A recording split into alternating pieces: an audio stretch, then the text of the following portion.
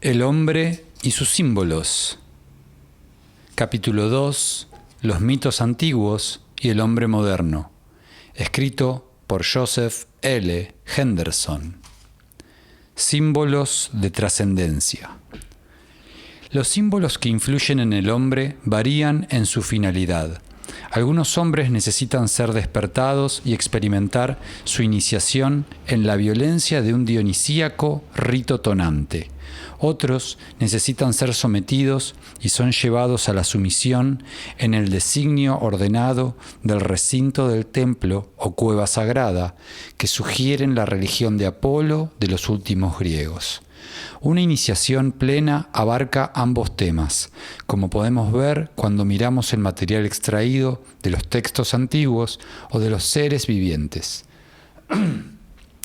Pero es muy cierto que la finalidad esencial de la iniciación reside en domeñar la originaria ferocidad análoga a la de Trickster de la naturaleza juvenil.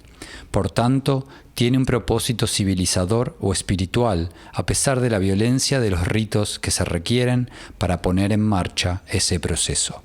Sin embargo, hay otra clase de simbolismo, perteneciente a las más antiguas tradiciones sagradas conocidas, que también está relacionado con los periodos de transición en la vida de una persona.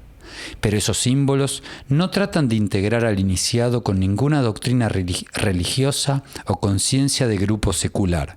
Por el contrario, señalan hacia la necesidad del hombre de liberarse de todo estado del ser que es demasiado inmaduro, demasiado fijo o definitivo. En otras palabras, conciernen al desligamiento del hombre o trascendencia de todo modelo definidor de existencia, cuando se avanza hacia otra etapa superior o más madura en su desarrollo. Un niño, como hemos dicho, posee el sentido de perfección, pero solo antes del surgimiento inicial de su conciencia del ego. En el caso de un adulto, el sentido de perfección se consigue mediante una unión de la conciencia con los contenidos inconscientes de la mente. Fuera de esa unión surge lo que Jung llamó la función trascendente de la psique, por la cual el hombre puede conseguir su más elevada finalidad, la plena realización del potencial de su sí mismo individual. Así, lo que llamamos símbolos de trascendencia son los símbolos que representan la lucha del hombre por alcanzar esa finalidad. Proporcionan los medios por los cuales los contenidos del inconsciente pueden entrar en la mente consciente y también son una expresión activa de esos contenidos. Esos símbolos son múltiples en su forma. Ya los encontremos en la historia o en los sueños de los hombres y mujeres contemporáneos que atraviesan una etapa crítica de su vida, podemos ver su importancia. En el nivel más arcaico de ese simbolismo, volvemos a encontrarnos el tema de Trickster. Pero esta vez ya no aparece como un forajido que quisiera ser héroe, se ha convertido en chamán, el hombre que cura, cuyas prácticas mágicas y alardes de intuición le califican de primitivo dominador de la iniciación. Su poder reside en su supuesta capacidad para dejar su cuerpo y volar por el universo como un pájaro. En este caso, el ave es el símbolo más apropiado de trascendencia. Representa la peculiar naturaleza de intuición actuando a través de un medium, es decir, un individuo que es capaz de obtener conocimiento acerca de sucesos lejanos o hechos de los cuales nada sabe conscientemente, cayendo en una especie de trance. La prueba de tales poderes puede encontrarse tan lejos como el período paleolítico de la prehistoria, como el erudito norteamericano Joseph Campbell señaló al comentar una de las famosas pinturas rupestres recientemente descubiertas en Francia. En las Caux escribió Campbell, abre comillas, hay pintado un chamán caído en trance, que lleva una máscara de ave con la figura de un pájaro posado en un bastón que hay junto a él. Los chamanes de Siberia llevan hoy día tales ropajes de ave y muchos creen que fueron concebidos por su madre como descendientes de un ave.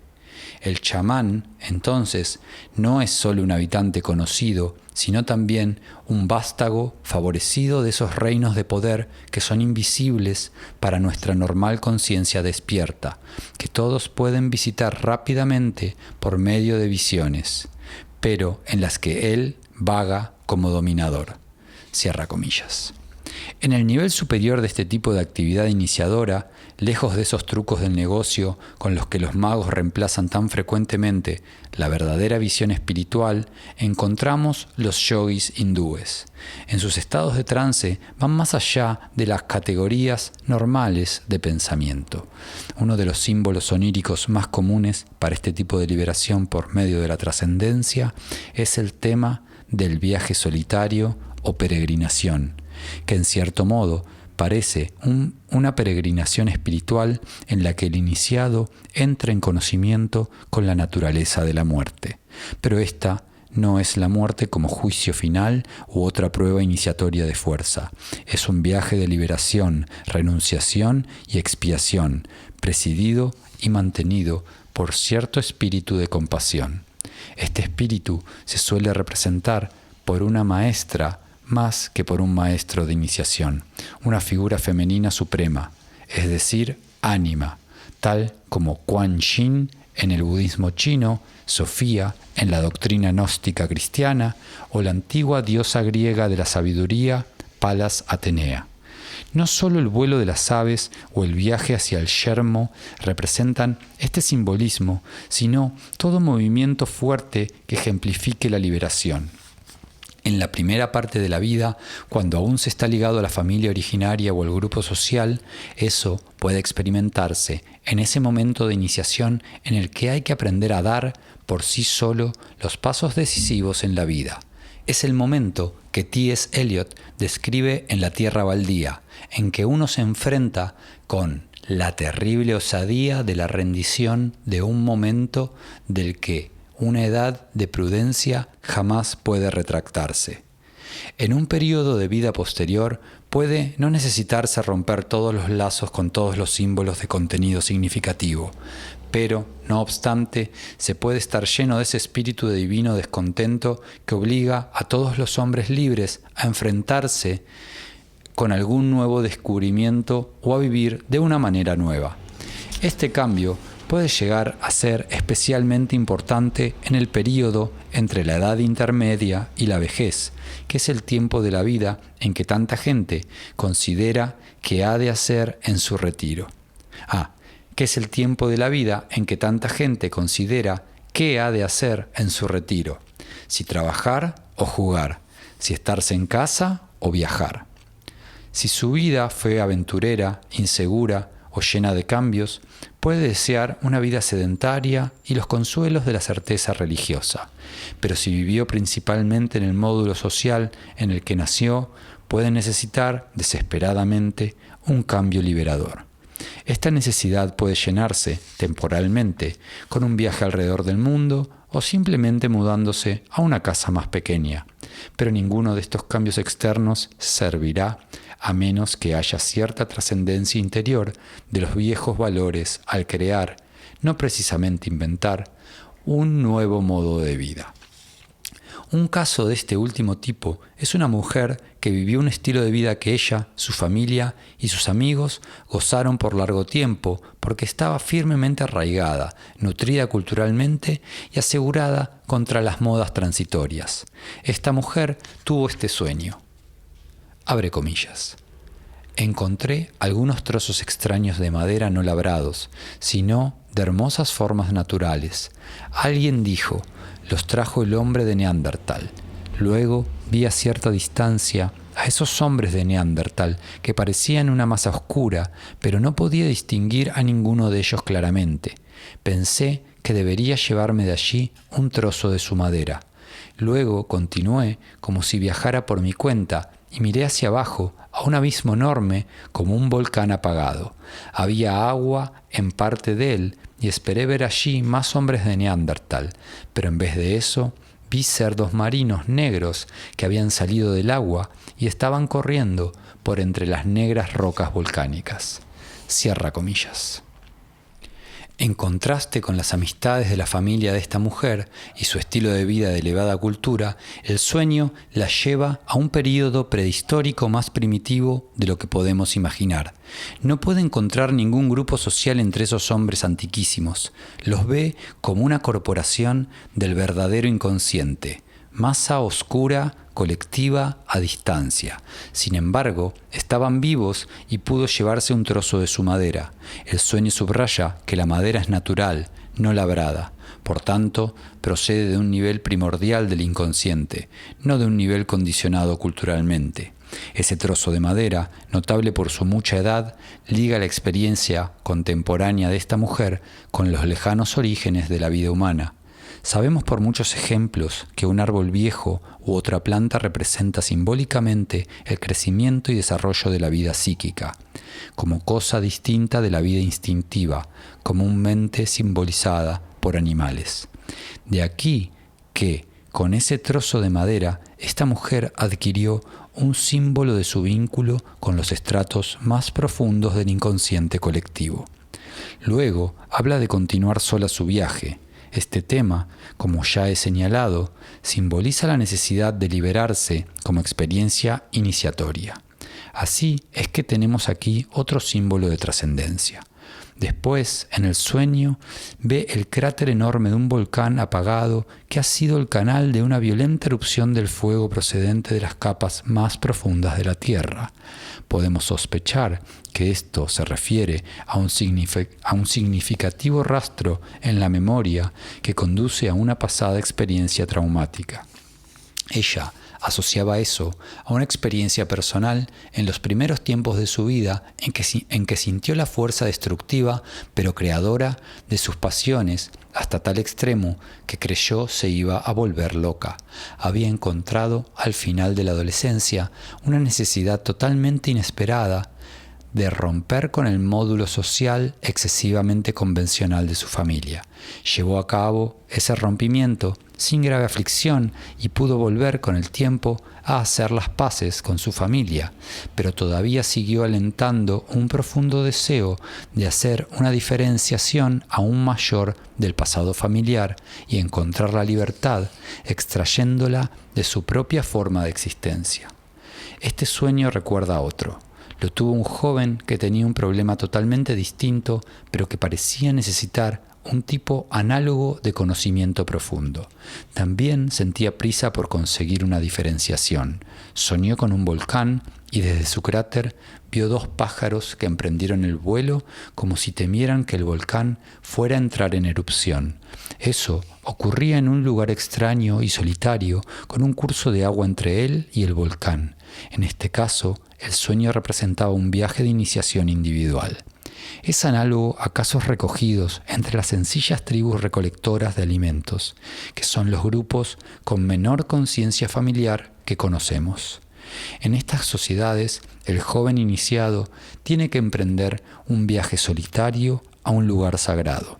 En las culturas indias de la costa del norte del Pacífico, en realidad puede ser un lago formado en un cráter, donde en un estado visionario o semejante al trance encuentra su espíritu guardián en forma de animal terrestre, ave u objeto natural. Él se identifica íntimamente con esta alma selvática y de ese modo se hace hombre. Sin una experiencia semejante se le considera, según decía un médico Achumawi, como un indio cualquiera, nadie. El sueño del joven se produjo al principio de su vida y señalaba hacia su futura independencia e identidad como hombre.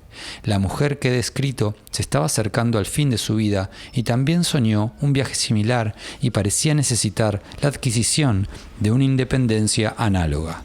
Pudo vivir el resto de sus días en armonía con una ley humana eterna que, por su antigüedad, trascendió los conocidos símbolos de cultura. Pero tal independencia no termina en un estado análogo al apartamiento yogi, que significaría una renunciación al mundo con todas sus impurezas. En el paisaje, muerto y desolado, de su sueño, la mujer vio señales de vida animal. Eran cerdos marinos desconocidos para ella como especie. Por tanto, llevarían el significado de un tipo especial de animal, uno que pudiera vivir en dos medios distintos, en el agua o en la tierra. Esta es la cualidad universal de los animales como símbolos de trascendencia. Estas criaturas, que figuradamente proceden de las profundidades de la antigua Madre Tierra, son habitantes simbólicos del inconsciente colectivo. Traen al campo de la conciencia un especial mensaje tectónico del mundo inferior, que es un tanto diferente de las aspiraciones espirituales simbolizadas por los pájaros del sueño del joven. Otros símbolos trascendentes de las profundidades son roedores, lagartos, serpientes y también peces. Hay criaturas intermedias que combinan actividad subacuática y el vuelo del ave con una vida terrestre intermedia. El pato silvestre y el cisne, por ejemplo. Quizás el símbolo onírico de trascendencia más frecuente sea la serpiente, como la representada por el símbolo del dios romano de la medicina, Esculapio, que ha sobrevivido hasta los tiempos modernos como signo de la profesión médica. Originariamente fue una serpiente arborícola no venenosa, tal como la vemos enroscada en el bastón del dios sanador. Parece incorporar un tipo de mediación entre la tierra y el cielo. Otro símbolo aún más importante y extendido de la trascendencia tectónica es el motivo de las dos serpientes entrelazadas. Son las famosas serpientes Naga de la antigua India y también las encontramos en Grecia como las serpientes entrelazadas al extremo del caducio del dios Hermes. Un Hermes de la primitiva Grecia es un pilar de piedra con un busto del dios encima. En un lado están las serpientes entrelazadas y en otro un falo erecto. Como las serpientes están representadas en el acto de unión sexual y el falo erecto es inequívocamente sexual, podemos extraer ciertas conclusiones acerca de la función del Hermes como símbolo de fertilidad. Pero nos equivocaríamos si pensásemos que solo se refiere a la fertilidad biológica. Hermes es trickster en el diferente papel de mensajero, dios de las encrucijadas y finalmente guía de las almas que van al mundo inferior o salen de él. Por tanto, su falo penetra en el mundo desconocido buscando un mensaje espiritual de liberación y curación. Originariamente, Hermes era conocido en Egipto como el dios de cabeza de ibis Tot y, por tanto, se le concebía como la forma de ave del principio de trascendencia. También en el período olímpico de la mitología griega, Hermes recuperó atributos de la vida de las aves que agregó a su naturaleza tectónica de serpiente. Su cayado adquirió alas por encima de las serpientes, convirtiéndose en caducio o bastón alado de Mercurio, y el propio dios se convirtió en hombre volador, con sombrero y sandalias con alas. Aquí vemos su pleno poder de trascendencia, de donde la trascendencia más baja de la conciencia serpiente del mundo inferior, pasando por el medium de realidad terrena, alcanza finalmente trascendencia para la realidad sobrehumana o transpersonal en su vuelo alado. Tal símbolo compuesto se encuentra en otras representaciones como el caballo alado o el dragón alado, u otras criaturas que abundan en las expresiones artísticas de la alquimia, tan ampliamente ilustradas en la obra ya clásica del Dr. Jung sobre ese tema. Seguimos las innumerables vicisitudes de esos símbolos en nuestra labor con los pacientes. Ellos exponen lo que nuestra terapia puede esperar conseguir cuando libera los más profundos contenidos psíquicos, de modo que puedan llegar a formar parte de nuestros medios conscientes para la comprensión de la vida más eficazmente.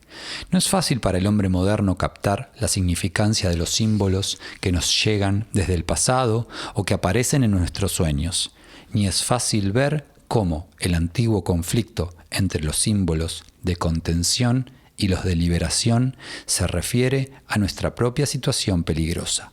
Sin embargo, se hace fácil cuando nos damos cuenta de que son solo las formas específicas de esos modelos arcaicos las que cambian, no su significado psíquico. Hemos hablado de aves silvestres como sinónimos de desatadura o liberación, pero hoy también podríamos hablar de aviones a reacción y cohetes espaciales, porque son la incorporación física del mismo principio trascendente que, al menos, nos libera temporalmente de la gravedad. Del mismo modo, los antiguos símbolos de contención que en otro tiempo proporcionaron estabilidad y protección, ahora aparecen en la búsqueda que lleva el hombre moderno en pos de la seguridad económica y el bienestar social. Desde luego, cualquiera de nosotros puede ver que hay un conflicto en nuestra vida entre la aventura y la disciplina, o el mal y la virtud, o la libertad y la seguridad. Pero estas son solo frases que empleamos para describir una ambivalencia que nos preocupa y para la cual jamás vemos posibilidad de encontrar respuesta. Hay una respuesta. Existe un punto de contacto entre la contención y la liberación, y podemos encontrarlo en los ritos de iniciación que he descrito. Estos pueden hacer posible que los individuos o grupos enteros de gente unan las fuerzas opuestas dentro de sí mismos y alcancen un equilibrio en su vida. Pero los ritos no ofrecen de modo invariable o automático esa oportunidad. Están relacionados con fases particulares en la vida de un individuo o de un grupo, y, a menos que se comprendan adecuadamente y se traduzcan en una nueva forma de vida, el momento puede pasar. La iniciación es esencialmente un proceso que comienza con un rito de sumisión, continúa con un período de contención y luego con otro rito de liberación. De esta forma, el individuo puede reconciliar los elementos en conflicto de su personalidad, puede conseguir un equilibrio que hace de él un ser verdaderamente humano y verdaderamente dueño de sí mismo.